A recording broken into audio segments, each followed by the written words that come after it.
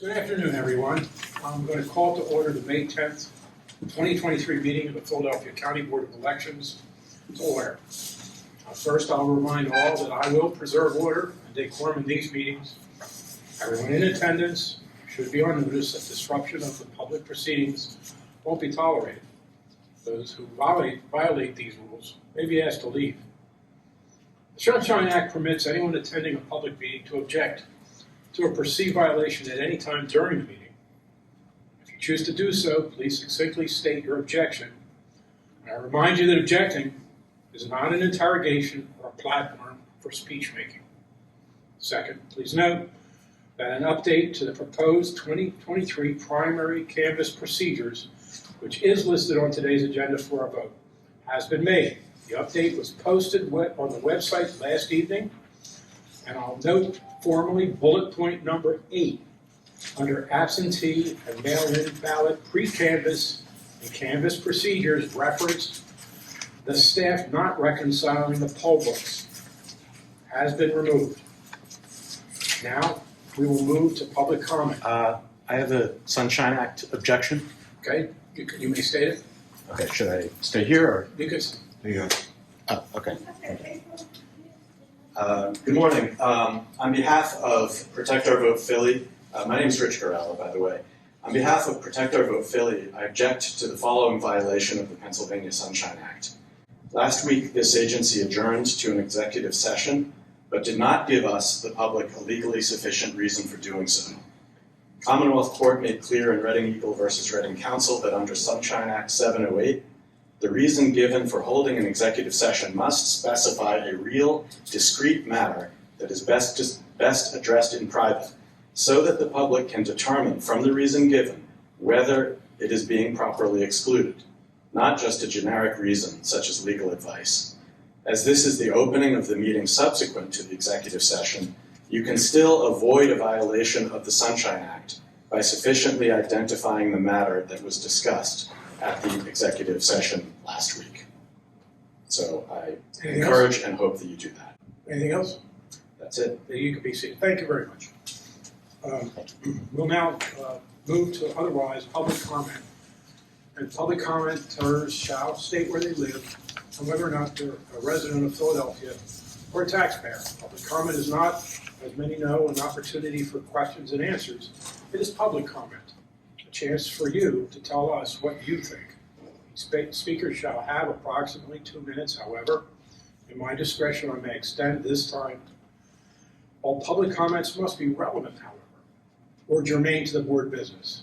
Finally, it is my responsibility, as I've said before, to preserve the order and decorum of the meetings and preclude and direct parties not to engage in profane, uncivil, or personal attacks, and they won't be tolerated in a public meeting. Is there anyone here for this public meeting? Sir, you're recognized and you may address. Thank you, sir. Buenas tardes, good afternoon. My name is Marcos Lomeli. I'm the program director at Ceiba, a community-based organization serving Philadelphia's Latino, immigrant, and limited English proficient populations, and also a resident of the 19104 zip code in Philadelphia. Ceiba wants to express our gratitude to the Office of the City Commissioners for setting up staffed mobile ballot drop boxes in the heart of the Latino community. These events, located at the Julia de Burgos School at 401 West Lehigh Avenue, can hopefully be the first step in the ongoing effort to encourage our community, which has some of the lowest historic voter turnout rates, to exercise their fundamental right using this simple, effective tool. We are also encouraged by the Office of the City Commissioner's efforts to, in the very near future, set up a satellite office in the primarily Spanish-speaking neighborhoods of eastern North Philadelphia. We remain willing partners in your search for office space and in your office's continued efforts to help our community make their voices heard. We will continue to promote the mobile event this weekend, so please expect food and music to accompany you on Saturday and Sunday. Once again, we want to thank the Office of the City Commissioners for their year-round efforts to keep elections in our city running in a safe, effective, inclusive, and ethical manner. Thank you all once again for your service to our city. Please do not hesitate to contact us as we continue to work toward expanding the vote in our community. Gracias. Thank you, sir. I will now move to Deputy. Yes. Another one. Another public comment. Go ahead. Good morning. Once again, my name is Rich Garella, speaking on behalf of Protect Our Vote Philly. Over the past 4 years, we have documented repeated, willful violations of the Sunshine Act by the elected members of this board. These violations include failure to properly explain executive sessions, illegally held executive sessions, improper delegation of duties, failure to properly announce meetings, failure to deliberate official business at open meetings, and much more. All of them summary offenses when committed willfully. Frankly, it is disappointing to see sitting judges of the Common Pleas Court, who presumably understand and appreciate the law and the General Assembly's intent in passing the law, go down that same path. Since you are appointed to the Board of Elections, we have seen improper delegation of authority for hiring purposes, and we've seen repeated violations of the requirement to keep minutes of each meeting. So there's no definitive record of the board's official actions. And now we've seen an executive session held without legally sufficient explanation. These violations have not been corrected despite our repeatedly calling them to your attention. Clearly, it has become the habit of the commissioners who sit on this board to violate the law. But that is no reason for you, your honors, to choose to take up that habit. For those of us who believe in the law, and who believe in particular that a board responsible for administering our elections should scrupulously follow the law, to see this is disappointing, and frankly, it's dispiriting. We urge you not to go down the path of the elected commissioners in whose place you now sit. Your honors, you can set an example and help bring this board into compliance with the laws of this Commonwealth. This is your opportunity to do so. Thank you. Thank you, sir. We will now move to email public comment. Deputy Commissioner Kapenstein, would you advise the board and the public, have we received any email public comments? As of 9:45 a.m. this morning, there were no email public comments. Thank you, sir. Judge Johnson, are you aware of any? I've heard of them. Nor have I. So we will now move to old business, and I'll call Mr. Lynch to read the Executive Director's report, please. Good morning, Commissioners. Today's Sunshine Report for May 10, 2023. County Board of Elections Report. As of yesterday, we have approved 95,306 vote-by-mail applications, which is 7,394 added from last week's total. Of those, 52,158 are paper applications, and 43,148 are electronic applications.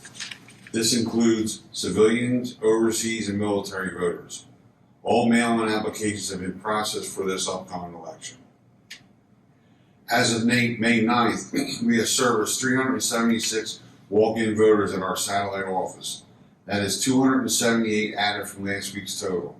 The deadline to apply for mail-in ballot was yesterday, May 9th. Voters can still request a replacement ballot until Election Day, Tuesday, May 16th.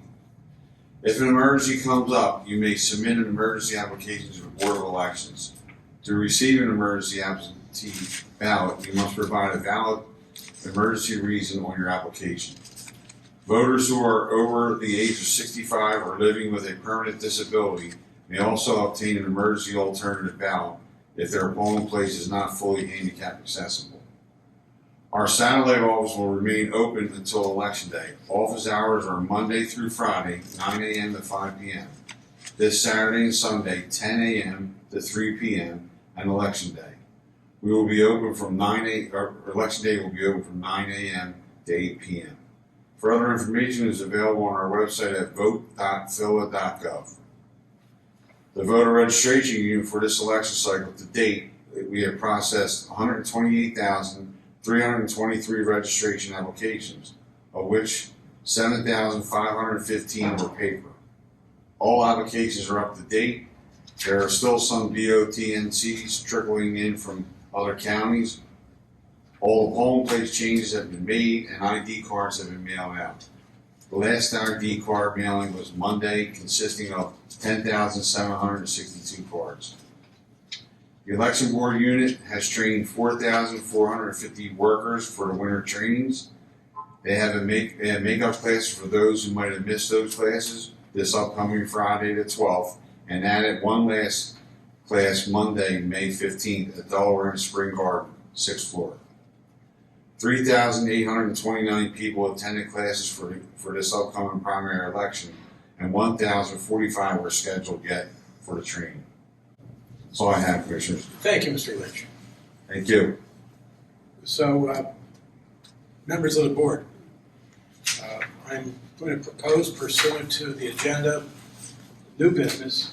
I'll begin with the first motion, which is I would make a motion that we approve the May 2023 absentee and mail-in ballot and application challenge procedures that have been published and are available on the website and on the public comment table, which has also been distributed to the members of the board. Do I hear a second on that motion? I second. All in favor? Aye. Please record unanimous consent of the board. The second motion I'd like to propose is I motion that we approve the 2023 primary election ballot canvass procedures. That is available also on the website and on the public comment table here. Do I hear a second on that motion? Second. All in favor? Aye. Please record a unanimous consent of that motion. I will next move to motion number 3. I move that we authorize and deputize the Philadelphia Board of Election staff to prepare for and conduct pre-canvass and canvass of absentee and mail-in ballots at the Philadelphia Ballot Processing Center. The absentee and mail-in pre-canvass is to begin on the election day at 7 a.m. and is to be conducted in accordance with the board's historical practices and procedures approved here today, the election code, and other applicable law. The absentee and mail-in canvass is to begin on or after 8 p.m. on election day and is to be conducted in accordance with the board's historical practices and procedures and the procedures approved here today, the election code, and other applicable law. Further, the canvass is to begin on Friday, May 19th, 2023 at 9 a.m. The Philadelphia Board of Election staff shall take an oath prior to conducting the pre-canvass administered by the board's executive director and prior to conducting the canvass administered by the board. Judge Johnson, I move that motion be adopted. I second. All in favor? Aye. Please record a unanimous consent of the policies and procedures regarding the pre-canvass, canvass, and conduct of election. Judge Johnson, do you have anything to add to the agenda today? I do not. Deputy, do you have anything to add to the agenda today? I do not. With no other matters remaining on the public agenda, I move that we adjourn. All in favor? Aye. By unanimous consent. Thank you very much until the call of the chair.